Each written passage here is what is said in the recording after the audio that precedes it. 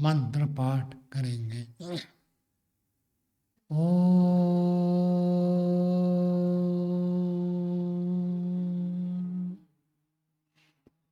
सहना ववतु सहनौ भुनक्तु सह वीर्यं करवावहै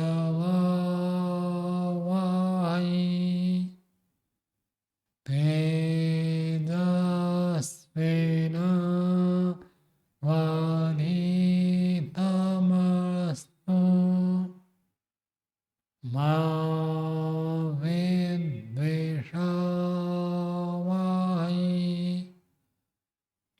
ओम शांति शांति शांति।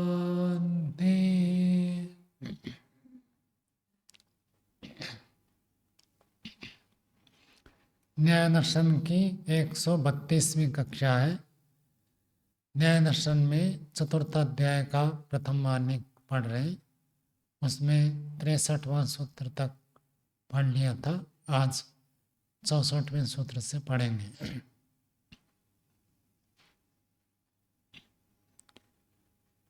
प्रकरण ये चल रहा है अपवर्ग मुक्ति। पूर्व पक्षी का कहना है कि मनुष्य हमेशा 3 ऋण से युक्त रहता है, क्लेशों से हमेशा युक्त रहता है और प्रवृत्ति से, सकाम कर्म से हमेशा युक्त रहता है। इसलिए मुक्ति संभव नहीं है। किसी की भी मुक्ति नहीं होगी, इसका मतलब मुक्ति नाम की कोई चीज ही नहीं है, ऐसे प्रस्तुत किया था। सिद्धांत ने ऋण का निषेध कर दिया कि वास्तव में ये ऋण नहीं है, ऋण के समान ऋण है और जीवन भर ऋण चुकाना नहीं है। सुख भोग लोन कौन लेता है, ऋण कौन लेता है? जिसको कुछ सुख भोगने की इच्छा है वही तो ऋण लेकर कुछ सुख भोगेगा। जिसको सुख भोगने की इच्छा नहीं है वो ऋण लेता भी नहीं है और उसको चुकाना भी नहीं है। ऐसे ही कह दिया क्लेश हमेशा रहेंगे ऐसे जरूरी नहीं है। जब गाढ़ निद्रा में हम सो जाते हैं कोई क्लेश परेशान नहीं करता है, तो इससे क्या पता चलता है? क्लेश रहित स्थिति भी संभव है। सुसुप्ति में थोड़े काल के लिए आप क्लेशों से रहित होते हैं और मुक्ति में नित्य हमेशा के लिए क्लेशों से रहित हो जाता है व्यक्ति। आगे यहां तक हमने देखा था। अब तीसरी बात थी कि प्रवृत्ति। प्रवृत्ति का अर्थ होता है कर्म। हमेशा व्यक्ति कर्म करता है तो कर्म करेगा तो क्या मिलेगा? फल मिलेगा और फल भोगते भोगते फिर नया कर्म करेगा, फिर नया कर्म करेगा तो उसका फल भोगेगा, फिर उस फल को भोगते भोगते कर्म करेगा। ये कर्म फल चक्कर तो चलता रहेगा, मुक्ति कैसे होगी? ये बात रखी थी पूर्व पक्षी ने। उसका उत्तर देते हैं 4:1-64। यद्यपि प्रवृत्ति अनुबंधात यदि, सिद्धांत कह रहा जो भी आपने ये कहा था प्रवृत्ति के साथ संबंध होने से, प्रवृत्ति उसके साथ हमेशा जुड़ा रहता है इसलिए मुक्ति नहीं होगी। उसका उत्तर सुनो। सूत्र बोलिए। न प्रवृत्ति ही प्रतिसंधानाय हीन क्लेशस्य। न के बाद अल्प विराम। प्रवृत्ति प्रतिसंधान के लिए हीन क्लेशस्य प्रवृत्ति प्रतिसंधानाय न भवति। न लगाए अल्प विराम तो भी चलेगा कि, लेकिन अंत में जोड़ना है। हीन क्लेशस्य, जिसके अंदर एक भी क्लेश नहीं है उस व्यक्ति की प्रवृत्ति प्रतिसंधान अर्थात पुनर्जन्म के लिए समर्थ नहीं होता है। सारे क्लेश समाप्त हो गए, हीन क्लेश इसी को ही योग दर्शन में क्या कहा है, दग्धबीज भाव। क्लेशों की जो दग्धबीज भाव अवस्था है, ऐसी स्थिति प्राप्त हो जाए, सांख्य दर्शन में उसको जीवन मुक्त कहते हैं। योग दर्शन में दग्धबीज भाव अवस्था, योगी, सन्यासी और कुशल, चरम नेह, ऐसी ऐसी संज्ञाएं योग दर्शन में व्यास भाष्य में दिया है। और यहाँ पर हीन क्लेश शब्द कह दिया, बात वही है। यदि क्लेश सारे खत्म हो गए तब आप कुछ भी कर्म करो, आपको पुनर्जन्म प्राप्त नहीं होगा, फल प्राप्त नहीं होगा। इसलिए इसको अलग भाषा में कहें तो निष्काम कर्म का फल नहीं मिलता है, सकाम कर्म का फल मिलेगा। निष्काम भावना से जो कर्म करते हैं वो तो मुक्ति देने वाला है, वो फिर फल देकर पुनर्जन्म को प्राप्त नहीं कराता। भाष्य देखिए, प्रक्षिणेषु राग द्वेष मोहेषु प्रवृत्ते न प्रतिसंधानाय। प्रक्षिणेषु अच्छे प्रकार से क्षीण हो गए अर्थात समाप्त हो गए। राग द्वेष मोहेषु, राग द्वेष मोह यदि पूरी तरह से खत्म हो गए तो उस व्यक्ति की प्रवृत्ति न प्रतिसंधानाय, प्रतिसंधान के लिए नहीं होता है। प्रतिसंधान क्या है उसको आगे बता रहे हैं। प्रतिसंधिस्तो पूर्व जन्म निवृत्तो पुनर्जन्म। प्रतिसंधि का अर्थ होता है पहले जो जन्म प्राप्त है उस जन्म का हट जाने पर और एक नया जन्म हो जाए तो उसको कहते हैं प्रतिसंधि। मृत्यु क्या है, एक प्रतिसंधि है। मृत्यु हो गई तो ये जीवन हट जाता है, नया जीवन आ जाता है। मृत्यु उसका घटक है, दोनों को जोड़ने वाला, तो उसको प्रतिसंधि कहते हैं। और तच्च अदृष्टकारितम, तत्स का अर्थ पुनर्जन्म। ये जो पुनर्जन्म है अदृष्ट से होता है। जब हमने कर्म किया और कर्म करके मृत्यु को व्यक्ति प्राप्त कर देता है तो कर्म से उसका भाग्य बनता है। पुण्य अपुण्य अथवा धर्म अधर्म कर्म से जमा हो जाता है तो उसको अदृष्ट कहते हैं। और अदृष्ट से पुनर्जन्म होता है। तस्याम प्रहीणायाम पूर्वजन्म अभावे जन्मांतर अभाव अप्रतिसंधानम अपवर्गः। तस्याम प्रहीणायाम, उसके प्रहीण हो जाने पर, किसके, वो जो प्रतिसंधि बताया था वो प्रतिसंधि अदृष्ट से उत्पन्न होता है। और वो प्रतिसंधि जब प्रहीण हो गया, नष्ट हो गया, पूर्व जन्म अभावे जन्मांतर अभाव, ये जो जन्म मिला है इसको पूर्व जन्म कहते हैं। तो इसी जन्म का नष्ट हो जाने पर जन्मांतर अभाव, और आगे नया जन्म नहीं होता है। अप्रतिसंधानम, नए जन्म के साथ न जुड़ना, उसका नाम है अपवर्ग। जन्म से छूट जाए तो मुक्ति हो गई। और जन्म से कैसे छूटेंगे, यदि सकाम कर्म करेंगे तो जन्म तो हो ही जाएगा। निष्काम कर्म करें तो निष्काम कर्म अगले जन्म को देने में समर्थ नहीं होता है। जो आपको मिला हुआ है वो खत्म हो गया तो आगे नहीं मिलेगा। तो कर्म की श्रृंखला तो चलती रहती है। तो इसलिए कर्म करना बड़ी बात नहीं है। क्या विशेष बात है, अपने क्लेशों को नष्ट करना। किसी भी शास्त्र में, चाहे वेद हो, उपनिषद हो, दर्शन हो, और कोई आध्यात्मिक ग्रंथ आप देखिए, कहीं पर ये नहीं कहा होगा कि पुण्य कर्म करने से मुक्ति होती है। सब जगह ये कहेंगे ज्ञानात् मुक्ति, ज्ञान, तत्व ज्ञान, विवेक, वैराग्य, इससे मुक्ति हो गई। पुण्य कर्म फिर क्यों करना है? पुण्य कर्म करने से आपका ज्ञान शुद्ध होगा, नहीं तो अशुद्ध होगा। जो व्यक्ति शुद्ध कर्म करता है, पुण्य कर्म करता है, पवित्र आचरण करता है, निस्वार्थ भाव से कर्म करता है, उसके ज्ञान धीरे धीरे पवित्र होंगे। कर्म का प्रयोजन होता है चित्त को निर्मल करना, शुद्ध करना। कर्म से फल प्राप्ति तो ये तो बहुत छोटी बात है। यदि परोपकार शुद्ध कर्म करते हैं तो उससे हमारा चित्त निर्मल होता है। चित्त निर्मल हो तो तत्व ज्ञान की प्राप्ति होगी। चित्त मलिन हो तो तत्व ज्ञान नहीं होगा, मिथ्या ज्ञान रहेगा। तो कर्म इस रूप में है। कर्म करना मुख्य नहीं है, मुख्य क्या है? क्लेशों को नष्ट करना। क्लेश कितने नष्ट हो गए वो देखना है।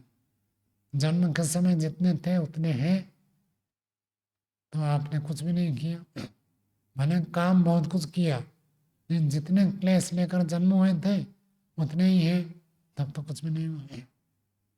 कम हो गया तो आप फायदे में हैं। मनुष्य जीवन का कुछ आपने पुरुषार्थ किया। जिसने सारे क्लेश नष्ट कर दिया उसका जीवन पूर्ण सफल, और आधे क्लेश नष्ट कर दिया तो आधा सफल हो गया। और एक भी क्लेश नष्ट कर दिया, जितने लेकर जन्म हुआ था उससे एक क्लेश कम कर दिया, कुछ तो कम से कम एक कदम बढ़ा। और यदि क्लेशों को बढ़ा दिया तो क्या हुआ? मनुष्य जीवन का आपने दुरुपयोग कर दिया। कितना आपने परोपकार किया, कितनी सेवा की, कितना बिल्डिंग बनाया, दान दिया, वो मायना नहीं है। क्लेश को कम किया या नहीं किया ये मुख्य है। राग में यदि आपके बढ़ गए तो समझ लो आप घाटे में गए। मनुष्य जीवन का आपने दुरुपयोग किया, तो ये मुख्य है। और क्लेश खत्म हो जाए तब तो अपने आप आपका जन्म खत्म हो जाएंगे, दुख खत्म हो जाएंगे, मुक्ति अपने आप हो जाएगी। मुख्य है क्लेश को नष्ट करना। मानव जीवन केवल इसी प्रयोजन के लिए मिला है। इन शास्त्रों को पढ़े बिना हम अपने क्लेशों को समझ नहीं सकते। दूर करना तो बहुत दूर की बात है। जैसे किसी के कपड़े में कोई गंदगी लग जाए, पीछे दिखता ही नहीं है तो गंदगी लेकर ढोता रहेगा। दिख जाए तो हटाएगा। लग गया कि कपड़े में कुछ गंदगी है तो हम साफ करेंगे। तो दिखेगा कैसे? जब हम शास्त्रों को पढ़ेंगे। बिना शास्त्र को पढ़े व्यक्ति को अपने क्लेशों का परिज्ञान ही नहीं होता है। दूर करना तो दूर की बात है, क्लेशों को नष्ट करना दूर की बात है। शास्त्र पढ़ें तब हमको पता चलता है कि हम कहाँ पर खड़े हैं। इसलिए सब पढ़ना है। पढ़ना अपने अपने साध्य नहीं है, प्रयोजन नहीं है, लक्ष्य नहीं है। लक्ष्य है क्लेशों को दूर करना, वो मुख्य है।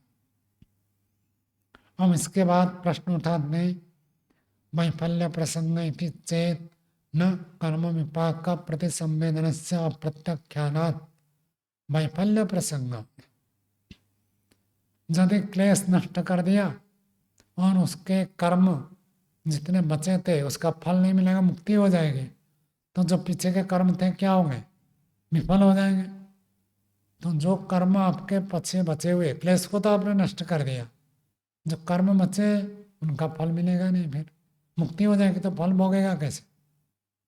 तो उसको कह रहा कि वैफल्य प्रसंग इति चेत, कर्मों का वैफल्य, विफलता का भाव होने का दोष आएगा, ऐसे यदि कोई आक्षेप करे तो कहते न, ये बात ठीक नहीं है। क्यों नहीं है?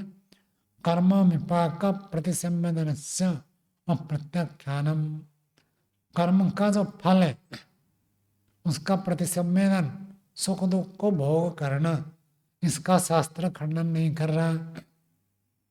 आपने क्लेश को दग्धबीज कर दिया, इसका मतलब ये नहीं कि आपको कर्म का फल कुछ भोगना नहीं पड़ेगा। आज आपने सारे क्लेश खत्म कर दिया, मान लीजिए आज के दिन, कल ऐसे क्या है 22 दिसंबर, 22 दिसंबर से उत्तरायण होता है। और उत्तरायण में सूर्य की गति उत्तर होता है, उत्तरायण का अच्छा माना जाता है। भीष्म जी ने शरीर का त्याग उत्तरायण में किया था। जब तक दक्षिणायन रहा तब तक वो प्राण त्याग नहीं किए, उत्तरायण में त्याग किया। उत्तरायण को ज्ञान का मार्ग, मुक्ति का मार्ग माना जाता है, और दक्षिणायन को भोग का मार्ग माना जाता है। ऐसा है।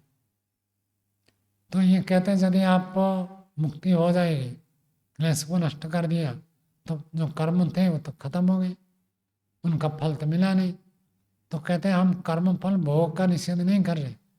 जो शरीर मिला है वो आज आपने क्लेशों को खत्म कर दिया, कल से उत्तरायण है, तो कल आपका शरीर रहेगा या नहीं रहेगा?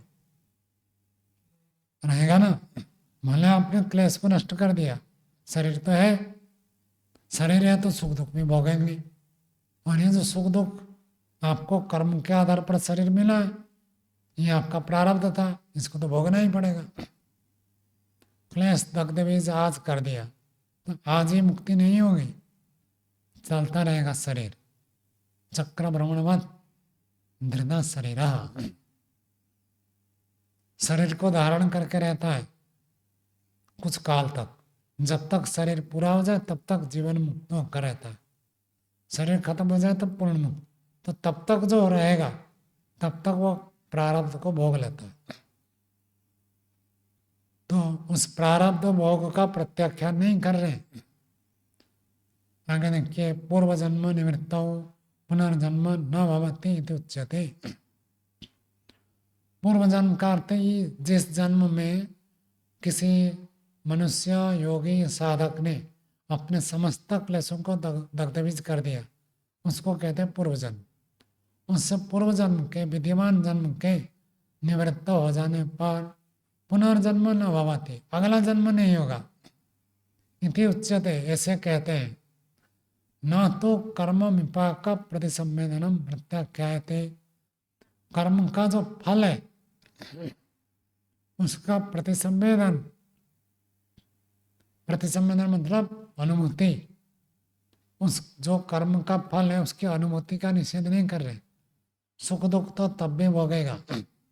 आज जीवन मुक्त हो गया, फिर में उसको गर्मी हो तो गर्मी लगेगी, सर्दी हो तो सर्दी लगेगी, भूख लगेगी, प्यास लगेगी। ये जो सुख दुख है वो तो लगे रहेंगे, उसका निषेध नहीं है। और आगे एक बात बताते हैं, सर्वाणि पूर्व कर्माणि ही अंते जन्मनि विपच्यन्ते इति। न्याय दर्शनकार महर्षि वात्स्यायन ऐसे मानते हैं, सर्वाणि पूर्व कर्माणि, इससे पहले आपके जितने कर्म थे वो सारे के सारे कर्म अंते जन्मनि, निश्चित रूप से इस अंतिम जन्म में विपच्यन्ते, पक जाते हैं। पक जाते हैं मतलब फल दे देते हैं। मुक्ति होने से पहले पीछे के जो कर्म बचे हुए थे उनका फल भोग लेता है। तो बड़े बड़े जितने भी कर्म होते हैं वो प्रारब्ध के रूप में मिलते हैं। इसलिए आप देखोगे जितने भी साधु संत उच्च कोटि के होते हैं, अंतिम समय में देखो वो कैसे रुग्णावस्था, किसी को पैरालिसिस हो जाता है, किसी की आँख चली जाती है, और किसी की कोई स्थिति बन जाती है, ऐसी स्थिति में जाते हैं। मैं एक संभावना के आधार पर कह रहा हूँ, दृश्य के आधार पर, कि उनके जो प्रारब्ध थे वो खत्म करना पड़ रहा है। तो नहीं तो वो तो साधु है, संत है, इतना अच्छा कर्म किया, ऐसे कष्ट क्यों भोगना पड़ता है? पीछे के जो उनके बचे हुए थे प्रारब्ध वो सब खत्म होता है, तब जाकर मुक्ति हो गई। तो इसलिए अंतिम समय में दुख भोगते हैं और भोग कर खत्म कर देते हैं, फिर मुक्ति में चले जाते हैं। स्वामी दयानंद जी के भी शरीर में बताते हैं, ऐसे कांच और पारा और सखिया भी सब दे दिया था, तो फूट फूट कर निकल गए थे, सब जगह घाव हो गए थे, पूरा वेदना। हमारे शरीर में एक घाव हो तो कितना कष्ट होता है, पूरे शरीर में घाव घाव हो गया था, ऐसे बताते हैं। पिछले जो कर्म बचा हुआ होता है वो फल के रूप में भोग देते हैं, फिर समाप्त, फिर आगे मुक्ति में चले जाते हैं। और मुक्ति में जाने से पहले बहुत अधिक कर्म बचा हुआ तो मुक्ति नहीं होगी। बहुत अधिक कर्म अथवा बहुत अधिक पाप कर्म बचा हुआ तो उसको कई जन्म में भोगना पड़ेगा। भोग भोग कर खत्म हो जाता है, तब तक आप जब तक अपने क्लेशों को दग्धबीज करेंगे, नष्ट करेंगे, तब तक तो बहुत सारे कर्म आप भोगते जाएंगे, भोगते जाएंगे। और जो बचा कुचा है अंतिम जन्म में भोग कर फिर मुक्ति में चला जाता है। इस सिद्धांत का सूत्र था। आगे पूर्व पक्षी का सूत्र है। सूत्र बोलिए। न क्लेश संतते स्वाभाविकत्वात्। न के बाद अल्प विराम। पूर्व पक्षी कहता है आपकी बात ठीक नहीं है। हीन क्लेश कहा था ना, पूर्व सिद्धांति ने 64वें सूत्र में कहता है हीन क्लेश। हीन क्लेश का अर्थ क्लेशों से रहित। तो कहता क्लेशों से रहित तो कभी हो नहीं सकता। आपका ये कथन ही गलत है। हीन क्लेश क्यों गलत है? क्लेश संतति है स्वाभाविकत्वात्। क्लेशों की जो संतति है, क्लेशों का जो प्रवाह है लगातार, वो स्वाभाविक है, अपने आप ये चलते रहते हैं। क्लेशों से क्लेश, क्लेशों से क्लेश, क्लेशों से क्लेश, संतति चलती रहती है। खत्म कैसे हो जाएंगे? कभी खत्म नहीं होंगे। जैसे अभी मनुष्य है, कितने मनुष्य है? 800 करोड़ के लगभग मनुष्य हैं। आज जितने हैं 100 साल के बाद ये मनुष्य रहेंगे क्या? नहीं रहेंगे। लेकिन क्या मनुष्य जाति खत्म हो जाएगी? 100 साल के बाद नए मनुष्य मिलेंगे, और वो 100 साल के बाद वो नहीं मिलेंगे, लेकिन नए मिलेंगे जाति। सामान्य रूप से व्यक्ति सोचेगा तो क्या लगेगा? मनुष्य जाति कभी भी खत्म नहीं होगी। मनुष्यों के संतान, उनके संतान, उनके संतान, कितने भी रोग हो जाए वैक्सीन निकाल देते हैं। जिनका उपक्रम तो कर ही लेते हैं। बाधा विघ्न आए, भूकंप हो जाए, कुछ लोग मर जाएंगे, सारे थोड़ी मरेंगे। बाढ़ आ जाए, कुछ लोग मर जाते हैं, बाकी सब बचते हैं। और यदि क्या कहते हैं विश्व युद्ध हो जाए तो हम भी कुछ बच जाएंगे, सारे नहीं मरेंगे। शुरू में ही मानो एटम बम डालते लगे तो मरते मरते जो मारने वाले वो मर जाए और कौन मारेगा? शेष बच जाएंगे। सारे मनुष्य नहीं मरेंगे, ऐसे ही लगता है। तब पूर्व पक्षी भी ऐसे कहता है जैसे मनुष्य जाति है, आपको लगेगा सारे कभी खत्म नहीं होंगे। क्लेश भी तो ऐसे चलते रहेंगे ना। कुछ क्लेश आपने खत्म कर दिया, नए क्लेश पैदा होंगे या नहीं होंगे? बचपन में आप स्कूल में पढ़ते थे, उस समय का अलग दोस्त थे, वो दोस्त नहीं रहे अभी, अभी नए दोस्त हैं। ये चले जाएंगे फिर और नए आ जाएंगे। तो किसी ना किसी के साथ तो संबंध रहेगा, राग द्वेष बना रहेगा, खत्म कैसे हो जाएंगे? ये कह रहा पूर्व पक्षी। क्लेश संतते है, क्लेशों की संतति का, क्लेशों का विस्तार का स्वाभाविक स्वरूप होने से क्लेश कभी भी खत्म नहीं होंगे। आगे भाष्य देखिए। नोपपद्यते क्लेश अनुबंध विच्छेद। क्लेशों का अनुबंध विच्छेद हो जाना ये कभी भी नोपपद्यते सिद्ध नहीं होता है। अकस्मात क्यों नहीं होता है? कहते क्लेश संतते स्वाभाविकत्वात्। क्लेशों के जो संतान है, क्लेशों के जो विस्तार है, वो स्वाभाविकत्व है उसमें। आपको प्रयत्न करने की जरूरत नहीं है, अपने आप क्लेश बढ़ते हैं। स्वामी सत्यवती जी महाराज कहा करते थे कि ऊंचाई में चढ़ने के लिए आपको प्रयत्न करना पड़ेगा, और चित्त को मलिन करने के लिए कोई प्रयत्न की आवश्यकता नहीं। मलिन तो अपने आप हो जाएगा। शुद्धि करने के लिए आवश्यकता है।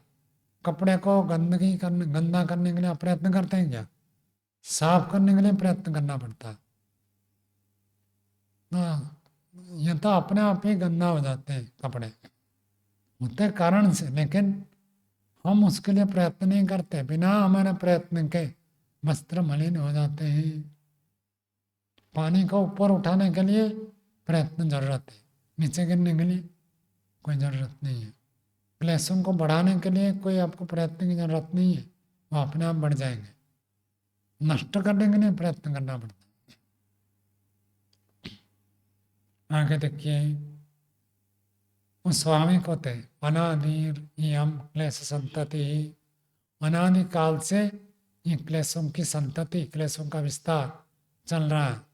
न च अनादि शक्या उच्चेतुम इति, अनादि को कभी भी विनाश नहीं कर सकते। योग दर्शन में दूसरे पाद का तीसरा सूत्र है, अविद्या अस्मिता राग द्वेषा विनिमयसा पंच क्लेशा। व्यास भाष्य क्या कहा?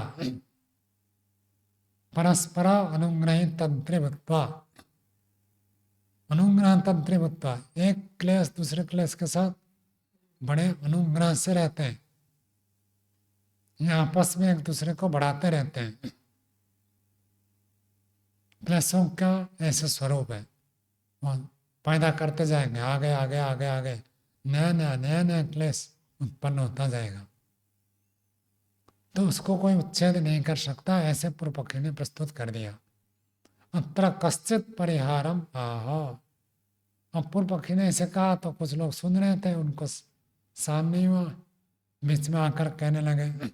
सिद्धांति उत्तर नहीं दे रहा, सिद्धांति बाद में बताएगा। पहले से ही पूर्व पक्षी के उत्तर देने के लिए दूसरे लोग आ जाते हैं, मैं उत्तर दूंगा मैं उत्तर दूंगा। एक व्यक्ति मध्यस्थ वो कह रहा है। 66वां सूत्र बोलिए, प्राग उत्पत्ति है अभाव नित्यत्ववत्, हाँ अभाव अनित्यत्ववत् स्वाभाविके अपि अनित्यत्वम्। मध्यस्थ व्यक्ति कह रहा है प्राग उत्पत्ति, उत्पत्ति से पहले जो अभाव होता है उसका नाम है प्राग अभाव। दयानंद जी का जन्म कब हुआ था? 1824।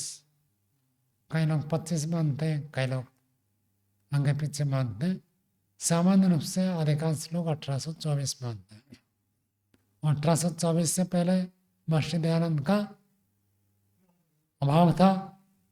वो जो अभाव था कब से था? अभाव अनादिकाल से उनका अभाव था। दयानंद तो थे नहीं, तो अनादिकाल से अभाव था। जिस दिन उनका जन्म हुआ अभाव क्या हो गया? समाप्त हो गया। तो अनादिकाल से होते हुए भी अनित्य होता है। प्रागभाव अनादिकाल से चला आ रहा था, फिर खत्म हो गया या नहीं हुआ? खत्म हो गया। ऐसे ही क्लेश कब से चले आ रहे? अनादिकाल से चले आ रहे, फिर भी वो समाप्त हो जाएगा, अनित्य है।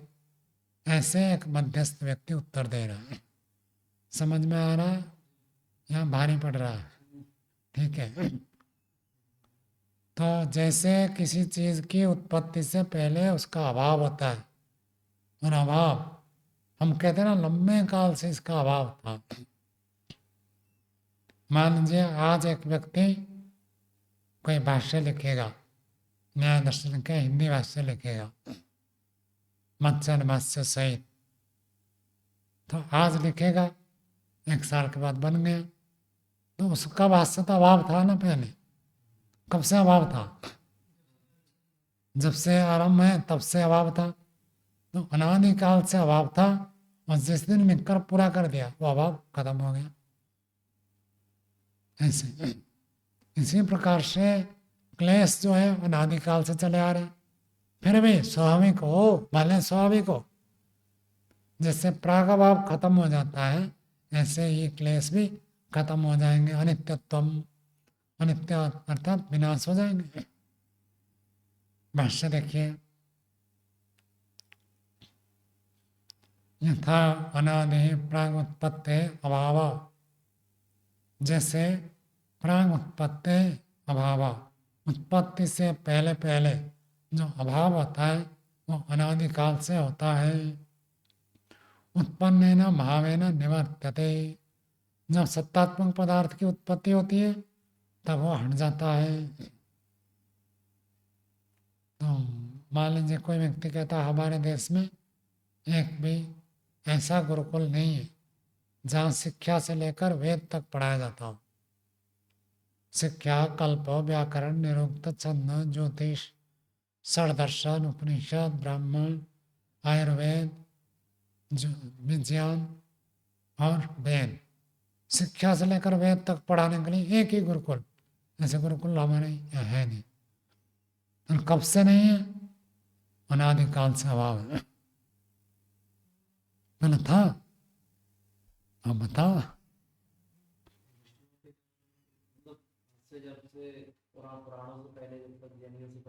अच्छा वो बताओ, क्या आज भी देखो जो कॉलेज और यूनिवर्सिटी होते हैं उसमें ऊंचे स्तर का पढ़ाते हैं।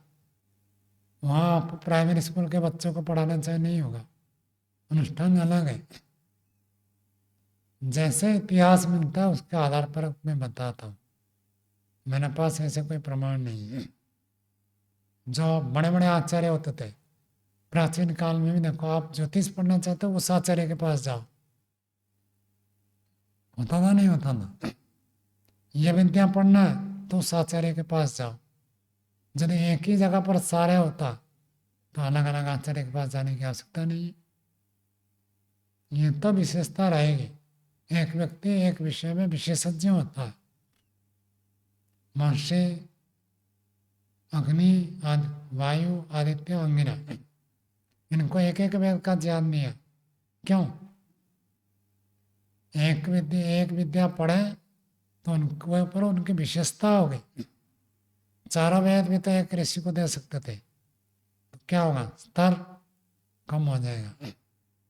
तो एक विद्या एक स्थान पर एक व्यक्ति पढ़े तो उसमें उसकी अधिक योग्यता। सामान्य ज्ञान सबको होता है, विशेष ज्ञान अलग क्षेत्र में होता है। आज भी जो MBBS करते हैं, डॉक्टर पढ़ते हैं, पहले 4 वर्ष उनका सबका बराबर बराबर होता है। फिर कोई सर्जरी में स्पेशलिस्ट होना चाहता है तो अलग स्थान जाता है, पढ़ता, वहाँ थ्योरी में पढ़ता है, प्रैक्टिकल में पढ़ता है। कोई ब्रेन के बारे में चिकित्सा करना चाहता है तो सामान्य 4 साल का पढ़ेगा, फिर वहाँ जाएगा। तो ऐसे सामान्य अंग उपांग पढ़कर फिर विशेष क्षेत्र में अलग अलग ही होते थे। मुझे तो यही समझ में आता है, प्राचीन काल में भी ऐसे ही थे। सारी विद्या एक जगह हो तो उस विद्या के विशेषता, विशेष कुशलता नहीं मिलेगी। और एक व्यक्ति केवल इस विषय को पढ़ाता है तो उसकी विशेष योग्यता होगी उस विषय में। तो ऐसे अलग अलग थे। तो शिक्षा से लेकर वेद तक का गुरुकुल अभाव है। कब से अभाव है? अनादिकाल से अभाव है। और मन जाए तो उसका अभाव समाप्त हो गया। ऐसे ही वो कहता है कि उत्पन्न जब हो जाए, उत्पन्न है ना भाव है ना निवर्त्यते, उत्पन्न हो गया तो सत्ता आ गई, सत्ता आ गई तो अभाव हट गया। जैसे ही सत्ता होती है अभाव हट जाता है। एवं स्वाभाविक ही क्लेश संतति अनित्या यदि, ऐसे जो क्लेशों की संतति है ये स्वाभाविक है, होने पर भी अनित्य हो जाएगी, नष्ट हो जाएगी। ये मध्यस्थ व्यक्ति ने कहा है। आगे अपराह, ये दूसरा मध्यस्थ है। सूत्र बोलिए, अणुश्यामता अनित्यत्ववत्वा। अणुश्यामता, अणु का अर्थ था परमाणु। परमाणु में जो श्याम अर्थात काला रंग, मिट्टी कैसा होता है? काला। तो मिट्टी का कालापन कब से है? आराम से, जब से परमाणु है उसमें कालापन तो है, लेकिन जब अग्नि से पकाते हैं तो कालापन क्या होता है? नष्ट हो जाता है। ऐसे क्लेश कब से है? जब से जीवात्मा है तब से क्लेश साथ में चल रहा है, फिर भी वह खत्म हो जाएगा। जैसे मिट्टी का काला रंग खत्म हो जाता है, ऐसे ही जीवात्मा का क्लेश अनादिकाल से चला आ रहा, फिर भी खत्म हो जाएगा। ये भी मध्यस्थ है। भाष्य देखिए, यथा अनादि अणुश्यामता, जैसे अनादिकाल से अणुओं में श्यामता, कालापन, श्यामल श्यामल वर्ण होता है। अथच अग्नि संयोगात अनित्या, अग्नि के साथ संयोग होने से अनित्या समाप्त हो जाती है। क्लेश संततिरपि यदि, क्लेश की संतति भी ऐसे ही होती है। यहाँ सूत्र का भाष्य तो पूरा हो गया। आपका यहाँ पूरा हुआ है, आगे चल रहा है? चल रहा है। परिच्छेद बदला नहीं? नहीं। तो किसी पुस्तक में इसको अगले सूत्र की भूमिका मानी गई है, और वास्तव में अगले सूत्र की भूमिका ठीक है। यहाँ तक मध्यस्थ की बात पूरी हो गई। आगे सिद्धांति कह रहा है, सिद्धांति कह रहा है सदा खलु धर्म नित्यत्वम अनित्यत्वम च। सता कौन सी व्यक्ति है? षष्ठी। सत्तात्मक पदार्थ का धर्म, धर्म का अर्थ विशेषता, नित्य अथवा अनित्य होता है। हम किसी को नित्य कहते हैं, अनित्य कहते हैं कब? जब उसका अस्तित्व हो। लेकिन इनका अस्तित्व है, हम कहेंगे ये अनित्य है, खत्म हो जाएगा। आत्मा का अस्तित्व है, हम कहते हैं आत्मा नित्य है। तो नित्य अनित्य प्रयोग किसके लिए होगा? जिसका सत्ता है, जिसकी सत्ता अस्तित्व है, उसके लिए नित्य अनित्य प्रयोग होता है। तत्वम भावे, भावे का अर्थ सत्तात्मक। सत्तात्मक पदार्थ में तो तत्व है, वास्तविक है। क्या? नित्यता अनित्यता। नित्य अनित्य आप किसको कह सकते हैं? जिसका अस्तित्व है। भावात्मक पदार्थ, सत्तात्मक पदार्थ में ये वास्तविक रूप में नित्य अनित्य मिलता है। अभावे भाक्तम इति, अभाव में नित्य अनित्य कहना थे गौण है। अभाव भी नित्य है, ये कथन गौण है। खरगोश का सिंह क्या है? अभाव है ना। तो वो अभाव हमेशा रहेगा या कभी खत्म हो जाएगा?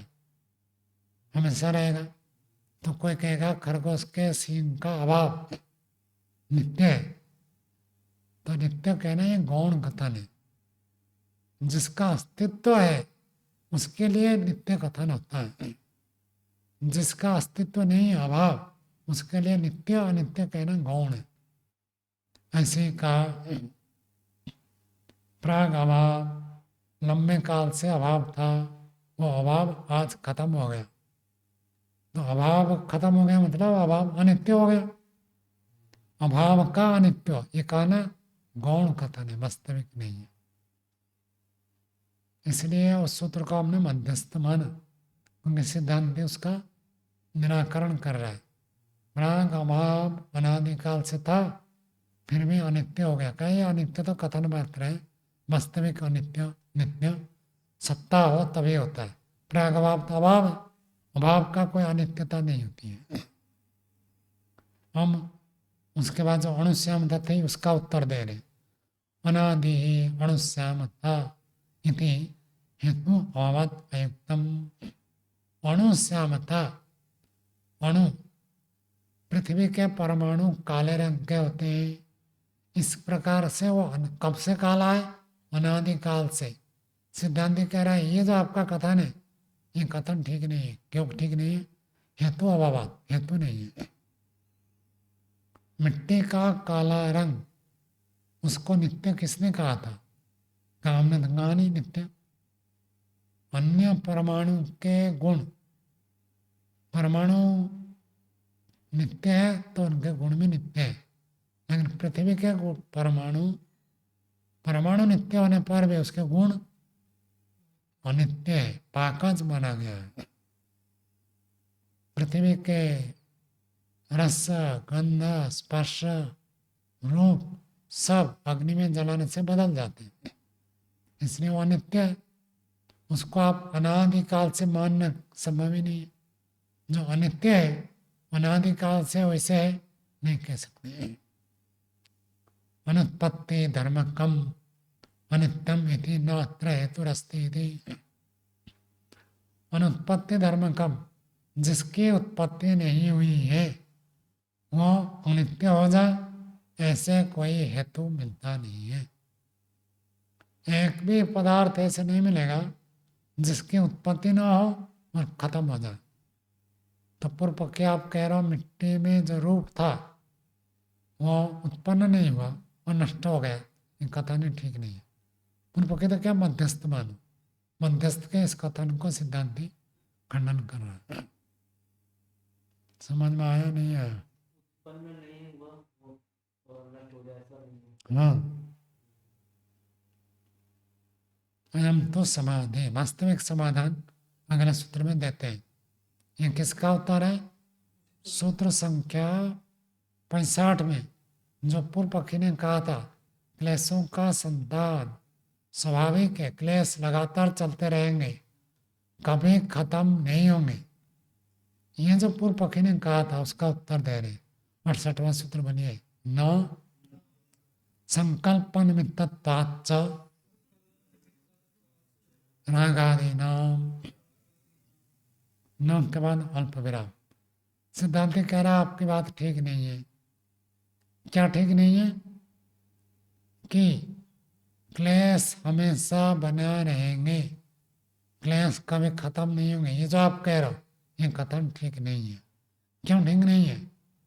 रागादि नाम, राग आदियों का संकल्प निमित्तत्वात्, संकल्प कारण वाला होने से।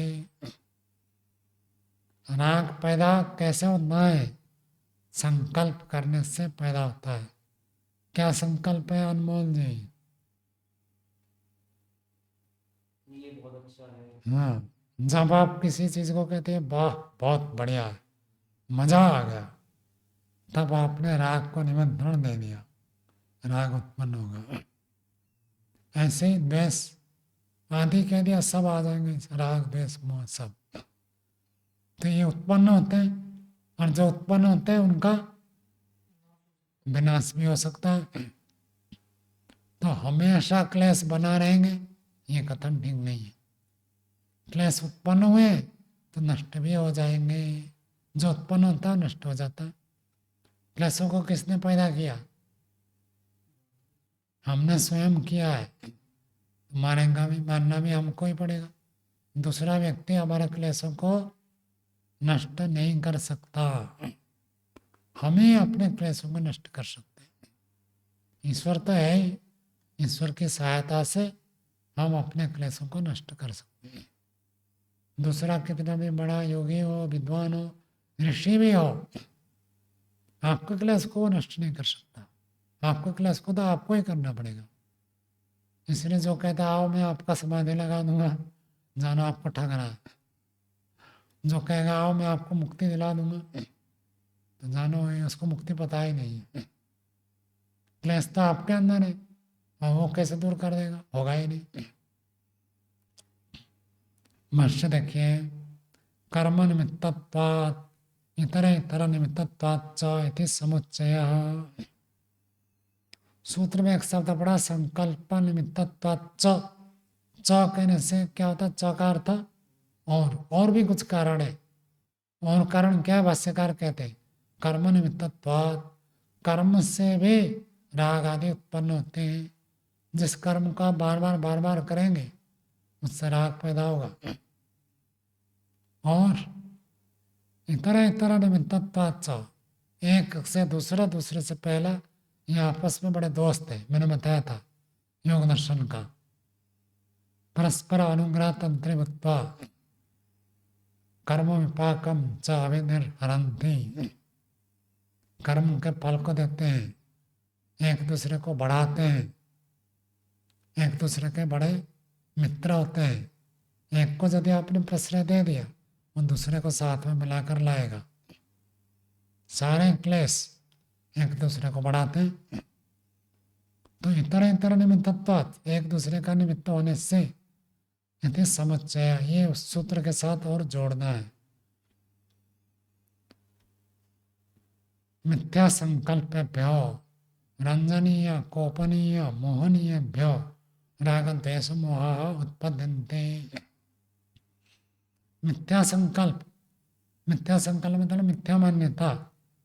गलती से व्यक्ति मान लेता है ये तो बहुत बढ़िया है, इसी से तो तृप्ति हो जाएगी। ये जो मिथ्या मान्यता है, इससे क्या होता है? राग उत्पन्न होता है।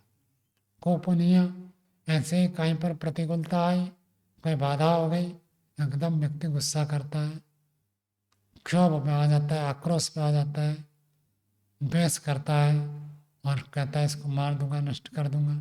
इससे द्वेष उत्पन्न हो जाता है। मोहनीय, मोह का अर्थ घना अविद्या, अंधकार, अज्ञान की जो घना अवस्था है उसको मोह कहते हैं। मिथ्या ज्ञान, गहरा अविद्या, तो उसको मोह कहते हैं। और मोह हो जाए, तमोगुण के जो प्रभाव है उसको अधर्म बहुत अच्छे लगते हैं, ज्ञान विज्ञान अच्छा नहीं लगेंगे, अज्ञान बहुत अच्छा लगता है, वैराग्य अच्छा नहीं लगेगा, अवैराग्य अच्छा लगेगा। पुरुषार्थ करके किसी ऐश्वर्य को प्राप्त करो, ये भी अच्छा नहीं लगेगा। अनैश्वर्य क्या करना है, पड़े रहना, गलत काम करना, ये सब उसको अच्छा लगता है। अधर्म, अज्ञान, अवैराग्य, आलस्य, प्रमाद, निद्रा, तंद्रा, ये सब उसको अच्छे लगते हैं। ये मोह की स्थिति है। मोह उत्पन्न होता है। मोह से, मोहनीय भ्यः, मूढ़ता से ये सब उत्पन्न होते हैं।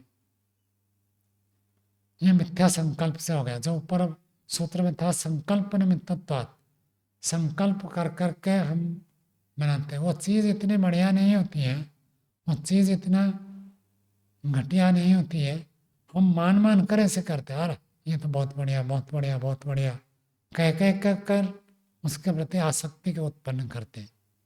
ये बेकार है, बेकार है, बेकार है, कह कर अपने अंदर द्वेष को हम पैदा कर देते हैं। तो इसीलिए सावधान रहना चाहिए। कहीं में अनुकूलता हो, अच्छा हो, तो वो नहीं सोचा कि हम जरूरत से ज़्यादा तो नहीं कर रहे, नहीं तो राग उत्पन्न होगा। ऐसे ही कहीं व्यक्ति में थोड़ा दोष है, हम बहुत अधिक कर देते हैं, तो द्वेष पैदा हो जाएगा। ये सब ध्यान देने की बात है। दूसरी बात कहते हैं कर्म च सत्व निकाय निर्वर्तकम नैयमिकान रागद्वेष मोहन निर्वर्तयति। कर्म च, और कर्म जो होता है सत्व निकाय। सत्व निकाय क्या है? क्या है सत्व निकाय? प्राणी शरीर, निकाय शरीर, काय निकाय एक ही बात है। सत्व शब्द के बहुत अर्थ है, यहाँ पर प्राणी अर्थ है, प्राणियों का शरीर। तो सत्व निकाय प्राणियों का जो शरीर है, निर्वर्तकम, प्राणियों के शरीर को उत्पन्न करने वाला है। कौन शरीर को उत्पन्न करता है? कर्म उत्पन्न करता है। कर्म से ही शरीर बनता है, तो शरीर का उत्पादक हो गया कर्म। नैयमिकान राग द्वेष मोहन निर्वर्तयति। नियम वाले राग द्वेष मोह को उत्पन्न करते हैं। गाय का शरीर मिलेगा तो घास खाएगा, और शेर का शरीर मिलेगा तो मांस खाएगा, और कुत्ते का होगा तो शाकाहार भी करेगा, मांसाहार भी करेगा, दोनों। तो कुछ केवल मांसाहारी, कुछ केवल शाकाहारी, कुछ शाकाहारी मांसाहारी, कुछ राग माना होते हैं, कुछ द्वेष। साप और न्योने का संबंध ऐसे द्वेष पूर्वक होता है। ये शाम से विरोध सांस्कृतिक का शाश्वत विरोध है हमेशा। तो वो द्वेष वाले हैं, उस योनि में जाएगा तो द्वेष तो होगा ही होगा। और किसी प्राणी का किसी की प्राणी के प्रति राग भी होता है, तो राग वाला शरीर जाएगा तो राग होगा। जाति विशेषाच मस्तिष्क का सूत्र है। ये सब बातें बताइए वहाँ। आगे कहते हैं नियम दर्शनात्, नियम देखे जाने से। क्या नियम है? दृश्यते ही कश्चित सत्व निकाय राग बहुला दृश्यते, देखा जाता है।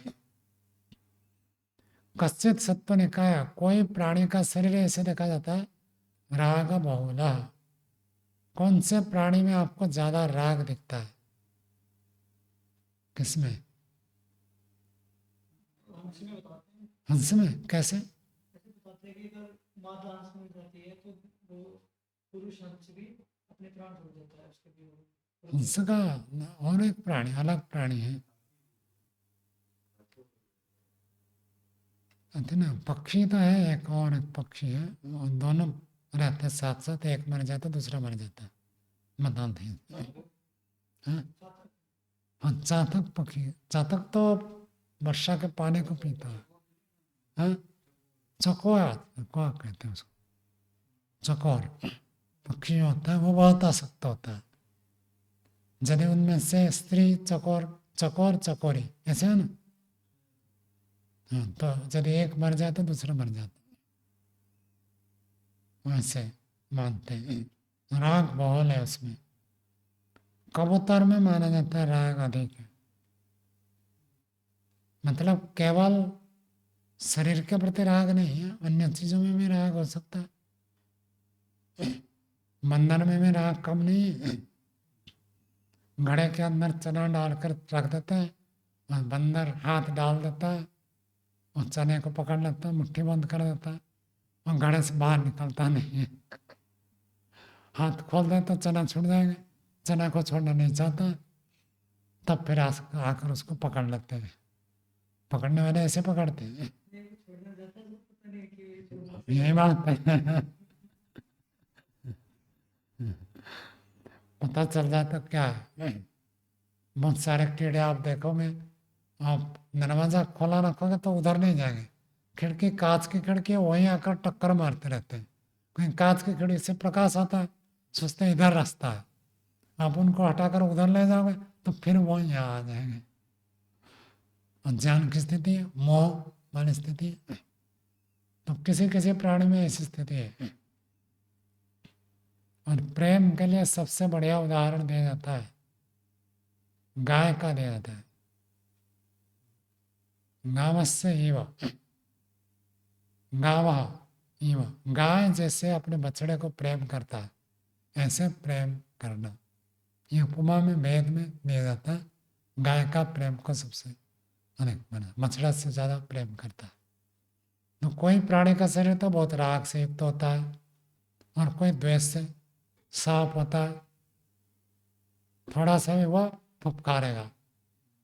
सांप का उदाहरण सुना है ना, सांप मार देता था तो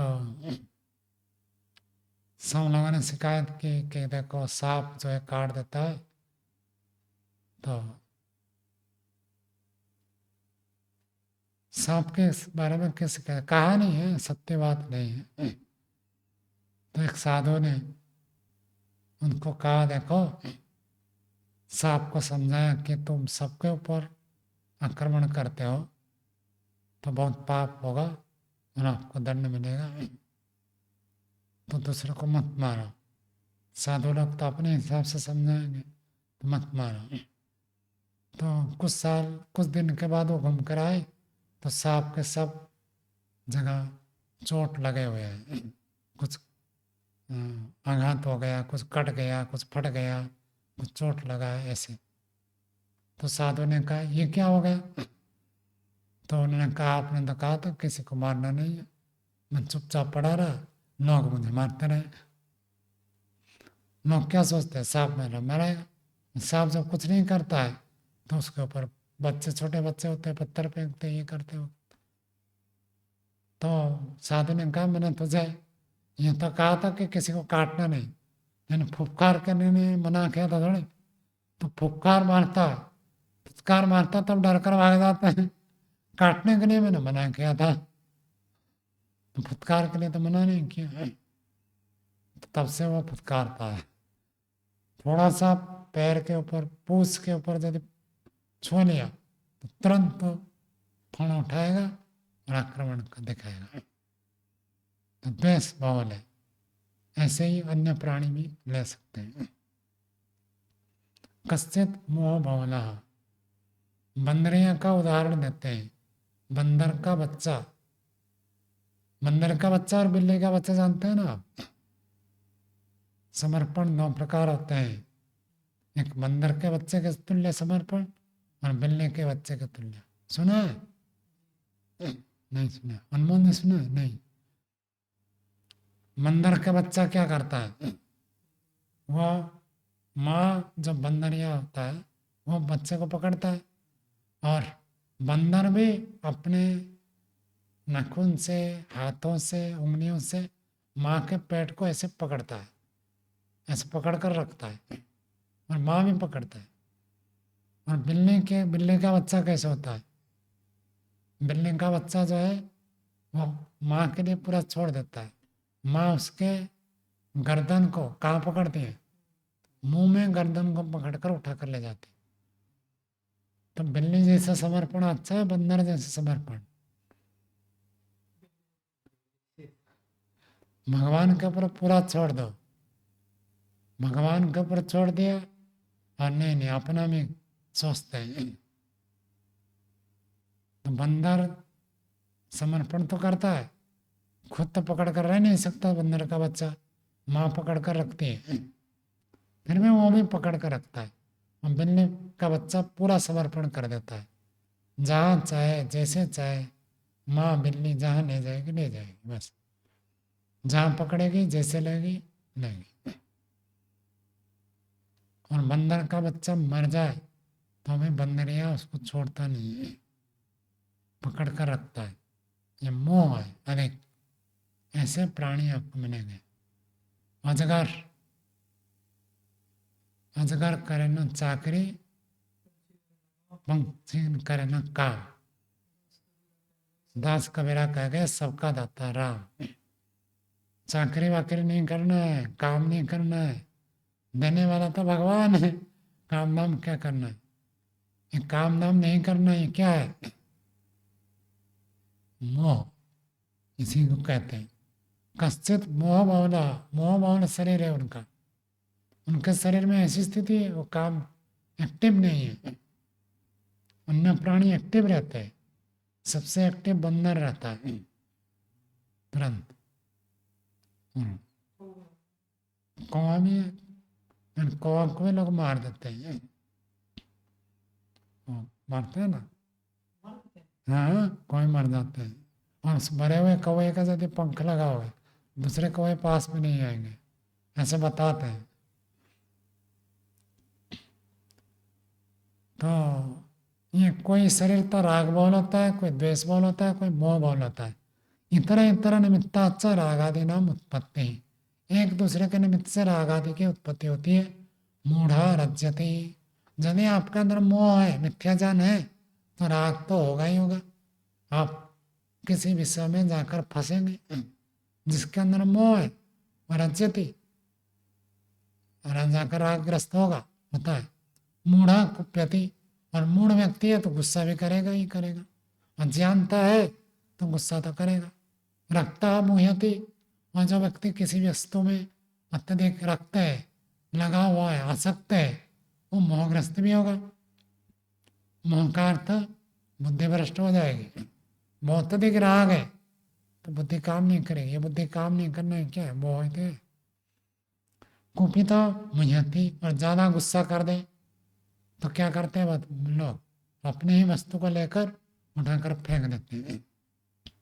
उनको पता नहीं चलता इससे मेरी हानि होगी, दूसरे की हानि नहीं, मेरी हानि होगी, फिर भी अपनी वस्तु को उठाकर फेंकते। राग अत्यधिक द्वेष हो तो ऐसे मोह अर्थात अज्ञानता आ जाएगी। सर्व मिथ्या संकल्पा नाम तत्व जानात अनुत्पत्ति। सारे मिथ्या संकल्प, जितने भी मिथ्या संकल्प है, तत्व जानात अनुत्पत्ति, तत्व ज्ञान हो जाए तो उनकी उत्पत्ति नहीं होगी।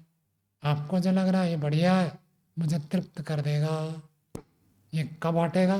तत्व ज्ञान अनुसार जाएगा। आपको लगता है ये तो बड़ा बेकार है, मार देगा, नष्ट कर देगा, इसको खत्म कर दूं, ये भावना कब खत्म होगी? जब तत्व ज्ञान हो जाए। और मोह कब खत्म होगा? जब तत्व ज्ञान हो जाए। सबका एक ही मात्र औषध, एक ही मात्र दवाई है तत्व ज्ञान। कारण अनुत्पत्तौ च कार्य अनुत्पत्तेः इति कारण की उत्पत्ति न होने पर कार्य की भी उत्पत्ति नहीं होगी। आटा ही नहीं है तो रोटी कैसे बनाएंगे? आटा होगी तब तो रोटी बनाएंगे, आटा ही नहीं तो रोटी भी नहीं होगी। तो मिथ्या संकल्प भी नहीं है तो राग द्वेष मोह भी नहीं होंगे। और मिथ्या संकल्प को नष्ट करने का उपाय हो गया तत्व ज्ञान। रागादि नाम अत्यंतम अनुत्पत्ति यदि यदि तत्व ज्ञान हो गया सारे मिथ्या संकल्प हट जाएंगे। और मिथ्या संकल्प हटते ही सारे राग आदि खत्म। मिथ्या संकल्प से ही राग द्वेष मोह उत्पन्न होते हैं। मिथ्या संकल्प नहीं करेंगे तो राग द्वेष मोह भी नहीं होंगे। आगे देखिए, अनादिश्चा क्लेश संततिरिति अपि अयुक्तम। जो पूर्व पक्षी ने कहा था अनादिकाल से क्लेशों की संतति है, क्लेश मतलब लगातार चले रहे, ये कथन भी ठीक नहीं है। क्यों नहीं है? सर्वे में खलो आध्यात्मिका भावा अनादिना प्रबंधेन प्रवर्तन्ते शरीरादयः।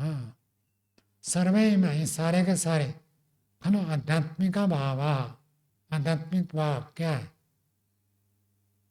राग द्वेष मोह, आत्मा से संबंधित जो भावना है उनको यहाँ आध्यात्मिक भाव कहते हैं।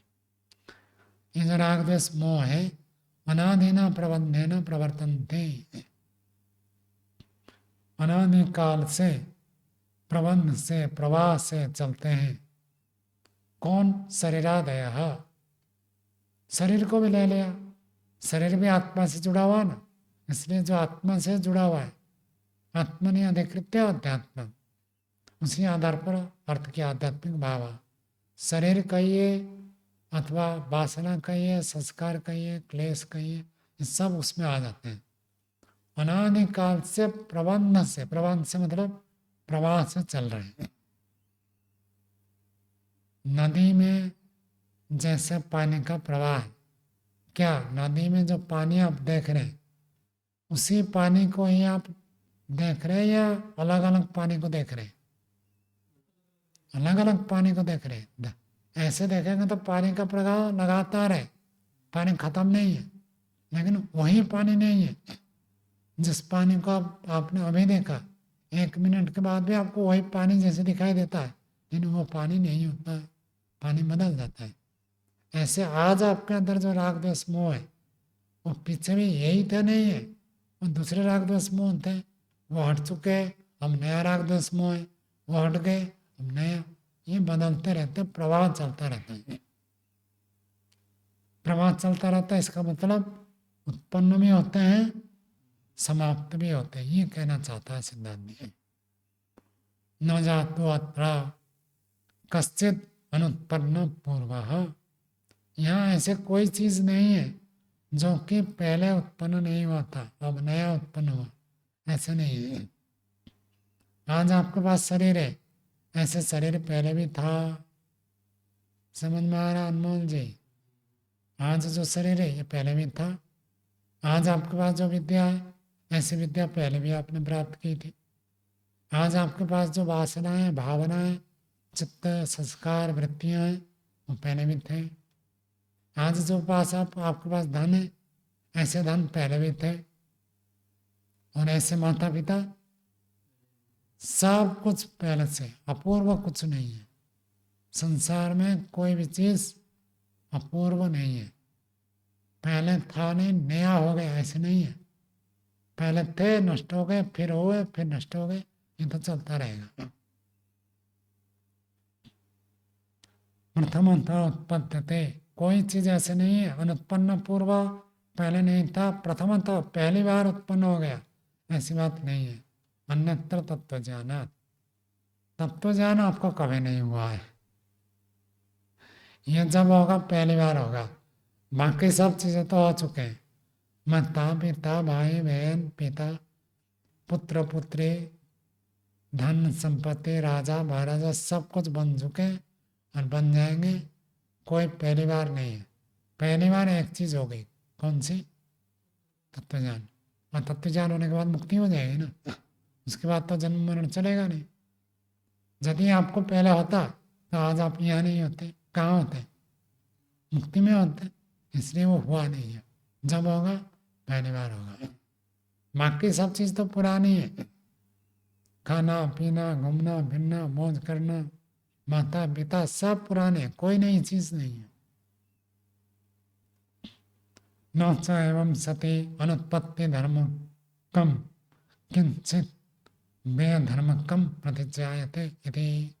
एवं च सति, ऐसे होने पर अनुत्पत्ति धर्म कम, उत्पन्न न होने वाला ऐसे कोई चीज जो कभी उत्पन्न नहीं हुआ है, व्यय धर्म कम न प्रतिजायते, वो व्यय हो जाएगा ऐसे नहीं है। उत्पन्न नहीं हुआ तो वो नष्ट भी नहीं होगा, व्यय नहीं होगा, खर्च नहीं होगा, समाप्त नहीं होगा। तो क्लेश खत्म हो रहे, इसका मतलब क्लेश भी पहले उत्पन्न हुए थे, हमेशा से वही क्लेश चल रहे ऐसे नहीं है, बदल बदल कर क्लेश आते रहते जाते रहते। कर्म च सत्व निकाय निर्वर्तकम, और कर्म जो है ये प्राणियों के शरीर को उत्पन्न करने वाले हैं। तत्व ज्ञान कृत मिथ्या संकल्प विघात न रागादि उत्पत्ति निमित्तम भवति। तत्वज्ञान कृतात्, तत्वज्ञान से जो किए जाते हैं, मिथ्या संकल्प विघातात, मिथ्या संकल्प का विघात हो जाने से रागादि उत्पत्ति निमित्तम न भवति। कर्म को जोड़ना, राग आदि को उत्पत्ति करने वाला कर्म होता ही नहीं है। जिस व्यक्ति के अंदर मिथ्या ज्ञान खत्म हो गए, तत्व ज्ञान उत्पन्न हो गया, तो तत्व ज्ञान हो गया तो मिथ्या संकल्प करेगा ही नहीं, और मिथ्या संकल्प नहीं है तो ऐसे कोई कर्म नहीं करेगा जिस कर्म से राग द्वेष मोह उत्पन्न होंगे। योगी कहिए, ऋषि कहिए, वो ऐसे ही कर्म करते हैं जिस कर्म से राग द्वेष मोह उत्पन्न नहीं होते हैं। बाकी लोग जो कर्म करते हैं उनसे तो राग द्वेष मोह उत्पन्न होते हैं, योगी कह के नहीं होता है। क्यों नहीं होता है? योगिना एवं अशुक्ला कृष्ण कस्मात, अशुक्ला, योगी का कर्म अशुक्ला होता है, फल संन्यास, और सकाम पुण्य कर्म करता नहीं है क्योंकि उसको फल की इच्छा है ही नहीं, सांसारिक सुख वो चाहता ही नहीं है, कोई प्रयोजन नहीं है सांसारिक सुख। और काला कर्म करता नहीं है। काला कर्म कौन सा है? पाप कर्म करता नहीं, अनुपदान, जरूरत ही नहीं है, स्वीकार ही नहीं करता है, काला कर्म को स्वीकार नहीं करता है, पाप करता ही नहीं है, क्योंकि उसका कोई उपयोगिता नहीं है। जान मुझकर योगी व्यक्ति कभी भी पाप कर्म करता ही नहीं, और पुण्य कर्म भी नहीं करता। पुण्य कर्म क्यों नहीं करता? क्योंकि उसके सुख भोगने की इच्छा नहीं है। सुख के लिए सकाम पुण्य कर्म करते हैं, उसको सुख की इच्छा नहीं है तो सकाम पुण्य कर्म भी नहीं करता, निष्काम कर्म करता। यही बात यहाँ कह रहे, उसके सारे कर्म निष्काम कर्म होते हैं। सुख दुख सम्मिति फलम तो भवति एवं, सुख दुख की अनुभूति रूपी जो फल है वह तो होता है, लेकिन ऐसे कर्म नहीं करता। जीवन मुक्त होने के बाद ऐसे कोई कर्म नहीं करता है जिससे राग द्वेष मोह उत्पन्न हो, लेकिन जो फल उसको जो शरीर आदि मिला है उससे सुख दुख तो भोगना ही पड़ता है। जब तक शरीर है तब तक सुख दुख तो भोगता है, लेकिन सुख दुख को प्राप्त करने के लिए राग द्वेष मोह पूर्वक कोई कर्म करता नहीं है।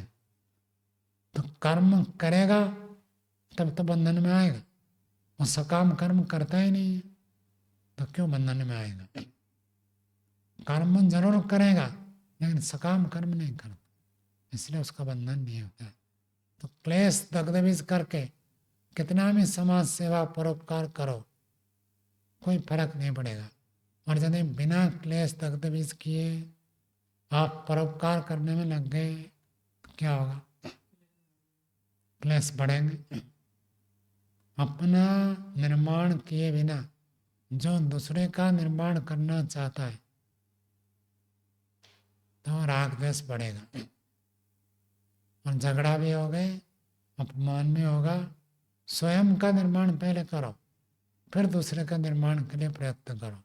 स्वयं का निर्माण नहीं करके दूसरे का करेंगे तो झगड़ा जरूर होगा और राग द्वेष बढ़ेंगे। तो दूसरों की चिकित्सा सर्जरी करेंगे तो पहले क्या करना पड़ेगा? डॉक्टर बनो। डॉक्टर लोग प्राय करके रोगी नहीं पड़ते हैं, प्राय करके उनको पता रहता है। वैद्य है, वैद्य लोग रोगी नहीं पड़ते, प्राय करके उनको पता है ना कैसे कैसे करना है, सब जानते होते। तो वो अपने चिकित्सा स्वयं जानते हैं। तो दूसरों की चिकित्सा करने से पहले डॉक्टर बनना पड़ेगा। डॉक्टर बनकर आप दूसरे की चिकित्सा कर सकते हैं, दूसरों के गलती को दोष को हटाएंगे। और यदि आप डॉक्टर बने नहीं और चिरफाड़ करने लग जाए तो क्या होगा?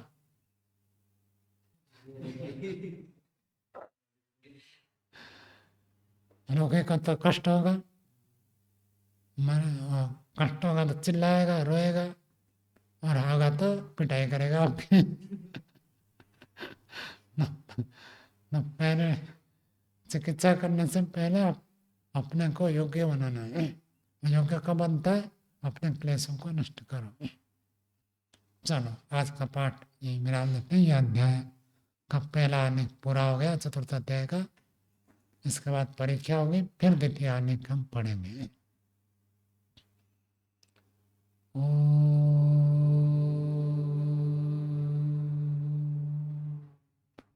शांति।